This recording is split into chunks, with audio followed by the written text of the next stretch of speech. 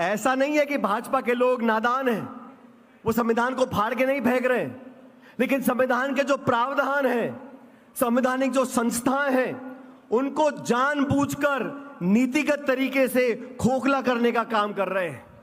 हमारे देश में 70-75 सालों से अलग अलग सरकारें आई, हर सरकार ने संविधान की संस्थाओं को पोषित करने का काम किया, चाहे सरकारें कांग्रेस की हो, गैर कांग्रेस की हो, लेकिन पिछले 11 सालों में संस्थाओं को खोखला करने का काम किया है। निर्वाचन आयोग, जिसको निष्पक्ष होना चाहिए और निष्पक्ष दिखना चाहिए, महाराष्ट्र में चुनाव हुए, जितने मतदाता नहीं हैं उससे ज्यादा वोट वहां पड़ गए। मुख्य निर्वाचन आयोग का चयन कैसे होता था? 3 लोग चयन करते थे, प्रधानमंत्री, नेता प्रतिपक्ष और चीफ जस्टिस ऑफ इंडिया। संशोधन लेकर आ गए, चीफ जस्टिस को हटा दिया, अब प्रधानमंत्री, मंत्री और नेता प्रतिपक्ष, 3 लोग में से 2 का बहुमत होगा, जिस मर्जी को आप निर्वाचन आयोग का अधिकारी बना सकते हो, अध्यक्ष बना सकते हो। तो संस्थाओं को जानबूझकर कमजोर करने का काम किया जा रहा है। इसलिए हमें आह्वान करना पड़ेगा, राजनीति से ऊपर उठकर तमाम विपक्ष के दल एकजुट हो चुके हैं और हम कांग्रेस के लोगों की ये जिम्मेदारी बनती है कि सबसे अग्रिम पगड़ी पे खड़े होकर हमें अपने संविधान की रक्षा करनी है। मैं धन्यवाद देना चाहता हूं खड़गे जी आपका और राहुल गांधी जी का कि 2025 का जो साल है, ये पूरा साल संगठन को समर्पित किया है।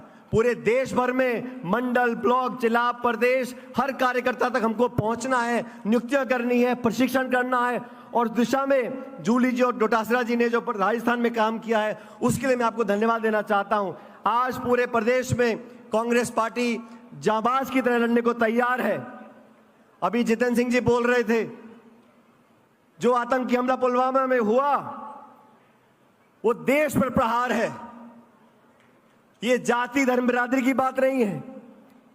और आप सबको याद होगा, मुंबई में अटैक हुआ था तो तत्कालीन गुजरात के मुख्यमंत्री मुंबई पहुंच गए थे प्रेस कॉन्फ्रेंस करने के लिए, और उसकी दूसरी तरफ जब संसद पर आक्रमण हुआ था, वाजपेयी जी प्रधानमंत्री थे, सोनिया गांधी जी नेता प्रतिपक्ष थी, उन्होंने सदन में खड़े होकर कहा था कि वाजपेयी जी हम विपक्ष के लोग हैं, लेकिन पाकिस्तान के सामने हम लोग एक होने चाहिए, पूरा विपक्ष आपके साथ है। वाजपेयी जी को उन्होंने ताकत देने का काम किया और वही काम खड़गे जी, राहुल जी ने किया कि आप पहलगाम में आकर हमारे निर्दोष लोगों को जान से मारना चाहते हो, आपको मुंह तोड़ जवाब देना पड़ेगा। सारे संसाधन इकट्ठे कर लो, पाकिस्तान को मुंह तोड़ जवाब दो। पूरी कांग्रेस पार्टी और पूरा विपक्ष एक साथ खड़ा है सरकार के साथ, लेकिन जवाबदेही तय करनी पड़ेगी।